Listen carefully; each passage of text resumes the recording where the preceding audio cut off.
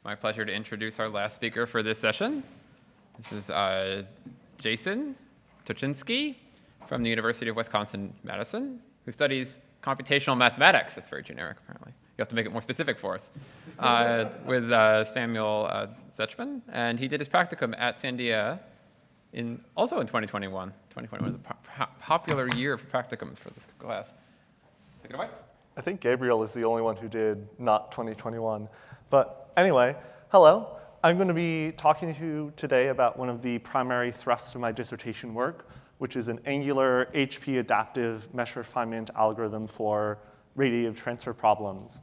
And I want to start a bit with what is radiative transfer, because I didn't know it by that name when I started this project.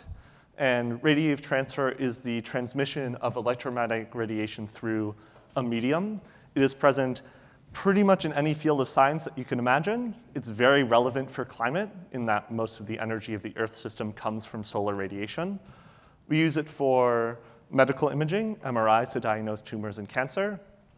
And we also use it in video graphics and video games, in that sort of entertainment for visual fidelity. I especially appreciate this example here. It's this little-known game called Minecraft, which you may have heard of, which is known for its creativity, but also its simplified lighting system. And so it's very common for companies and individuals to make modifications to the game to implement what's called ray tracing, RT, to simulate light through the environment in a more realistic sort of way. And so there's been billions of dollars and hundreds and thousands of hours put into researching radiative transfer and the simulation of radiative transfer, because it's a very difficult problem. First and foremost, it's high dimensional. There's 6 dimensions that we care about for steady-state radiative transfer, being the 3 spatial dimensions, where the radiation is, 2 angular dimensions, what direction the radiation is pointing in, and 1 in wavelength. If you imagine the famous Pink Floyd album cover, in which white light is going into a prism and separating based on wavelength, it's refracting differently because of its wavelength. And for a slightly more tangible example of computational expense, about 1/3 of the relative computational cost of physics packages in SCREAM, the simplified cloud-resolving E3SM atmosphere model, is used for radiation, which doesn't sound so bad, except they're using one very important simplifying assumption for a lot of their radiation calculations, in that they only care about 2 angles, straight up and straight down. And as the resolution of these models improve, which is one of the primary goals of the SCREAM project, to have this high-resolution cloud-resolving atmosphere model, that assumption starts to break down. And so we're going to have to do something different to simulate the full radiation field instead of this very key simplifying assumption that enables us to do this calculation today. The other big difficulty are sharp gradients, steep gradients in our domain that show up. For example, in space, a steep gradient would be these white fluffy things called clouds in our atmosphere, because when we're in the open sky, the sky is blue because electromagnetic radiation rarely scatters off of gas molecules. And when we get into a cloud, we suddenly care a lot more about scattering off of rain droplets, cloud droplets, aerosols, ice crystals, these sorts of things, which is why clouds are white and not blue. And so in the open sky, we could have these large elements when we discretize our domain, but we have to really finally resolve the boundary of this cloud. And we also have sharp gradients in angle. I knew the clicker was going to not cooperate with me. We also have sharp gradients in the angular distribution of radiation. By the time solar radiation gets to the top of our atmosphere, it's primarily going in one direction. And so we need to be able to deal with these high-dimensional problems that have sharp gradients, these very difficult-to-resolve local features. And thankfully, there's an algorithm that already exists for this type of problem that has yet to really be applied to radiative transfer. And that is the discontinuous Galerkin spectral element method with Hp-Adaptivity, which is a whole lot of words. So I'm going to break it down really quick. The simplest version of this is the continuous Galerkin spectral element method, in which we discretize our space with some sort of mesh, in this example using rectangular elements. And within each element, we choose some sort of set of basis functions to represent our solution. Here, each of these dots represents a 0 of a polynomial. You can imagine degree 4 polynomials, some sort of linear combination of them representing our solution. And for the continuous Galerkin spectral element method, we enforce continuity between our elements, which makes sense. We're not going to have some sort of weird discontinuity in our wind speed or temperature or radiation field. But what we find is these methods can start to smear out advection problems because of this continuity assumption. And so if we drop it, we add a few more degrees of freedom between elements, we have a discontinuous Galerkin spectral element method. And this is nice. We can deal with advection problems a bit more easily, but this doesn't solve the problem of these very sharp gradients and local features, which is where H refinement comes in, H-Adaptivity, H standing for the size of the element, in which we selectively refine in size these elements in different parts of our domain to resolve these local features. Ideally, we minimize the number of elements that have sharp gradients in them, which is wonderful, except this is never going to converge any faster than polynomial order because we're only refining in H, which is where P-adaptivity comes in, P standing for polynomial degree, which allows us to have high-order convergence. If you think of a Fourier series, for example, as we add more terms, we converge exponentially to our solution.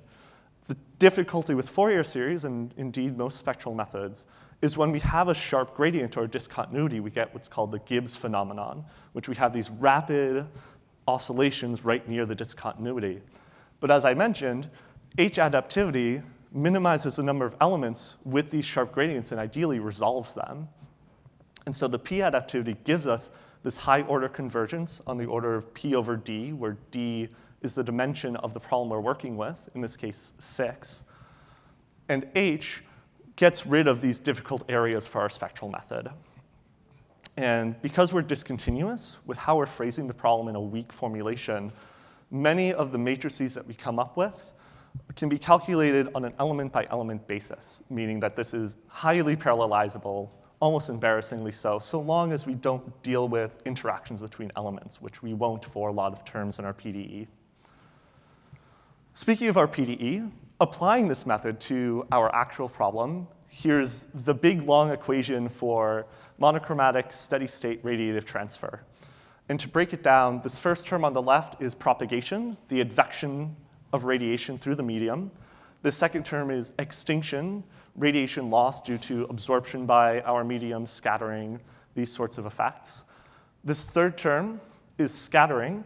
This integral here in particular is how the angular distribution of the radiation changes as it passes through the medium. For cloud droplets and rain droplets, for example, much of the radiation passes straight through, so we have this very forward peak scattering phase function phi. In clouds, it's much more isotropic. It tends to hit something and go every which direction.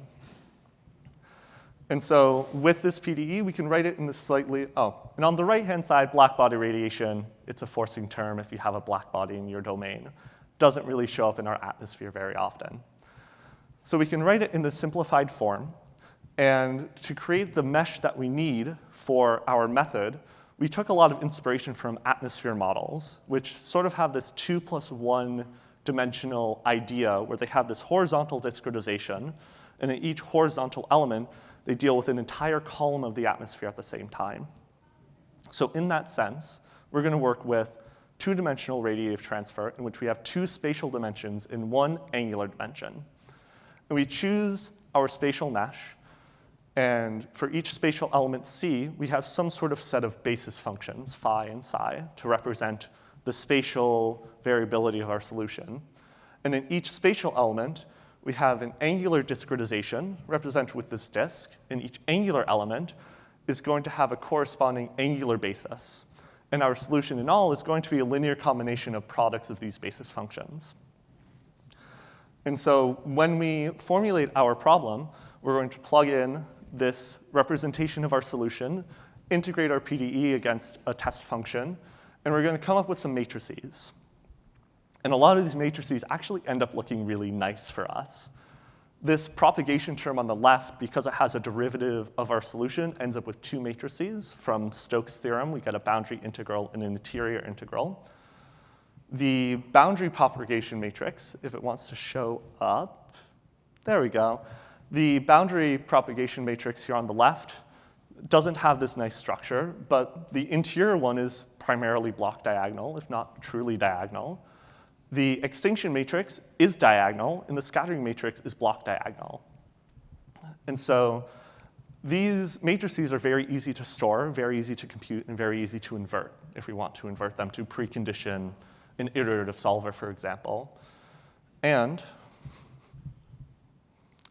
each block can be computed simultaneously in these matrices because they are dependent on a single spatial element. So this process of constructing and inverting these matrices can be embarrassingly parallel. Further, so long as we're not refining a given spatial element or its angular mesh, we can reuse these blocks over and over again for increased computational efficiency. Cool. I wasn't told there would be signs. That's great. So this brings us to an actual test problem where we apply this. So I have this manufactured solution where we have this radiation field. These squares represent spatial elements. And in each spatial element, we can see the angular distribution of radiation. And it's a bit hard to read if you're not staring at these for 8 hours a day like I am. And so here's the solution integrated in angle and in space. We can see we have a lot of radiative intensity towards the top of the domain that is very directional at like 1.4 pi. So not quite straight down, but a little bit off to the side. And so when we solve this problem, when we have this adaptive angular refinement, we expect to devote a lot of resources to around 1.4 pi.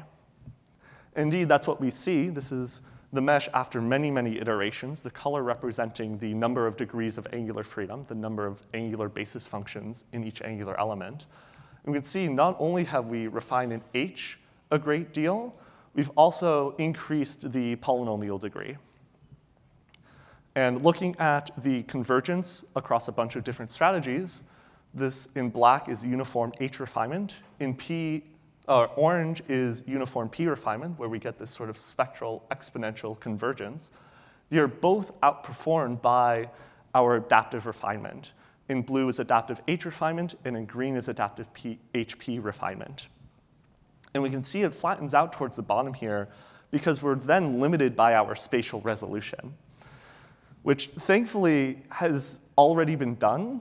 This spatial Hp-Adaptivity for radiative transfer, published earlier this year by a postdoc that I've been working on this project with, which showed that spatial Hp-Adaptivity converges exponentially quickly for problems even featuring steep gradients, because we can use the H-adaptivity to refine these local features, and the P-adaptivity gives us this high-order convergence. And we save a lot of memory using spatial Hp-Adaptivity compared to uniform refinement, and even compared to adaptive spatial H-adaptivity. And so, of course, the next step for this project, obviously, is spatio-angular Hp-Adaptivity, where we do both of them, which is great, except it's relatively memory intensive compared to just angular refinement. I can't really run it on my laptop. And so this requires, of course, parallel computing. In my case, I'm implementing it with PET-C and MPI. And those results are coming soon because I'm defending my dissertation in a month.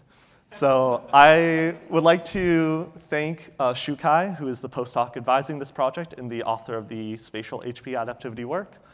My dissertation advisor, Sam Steckman, who was class of 2007 CSGF.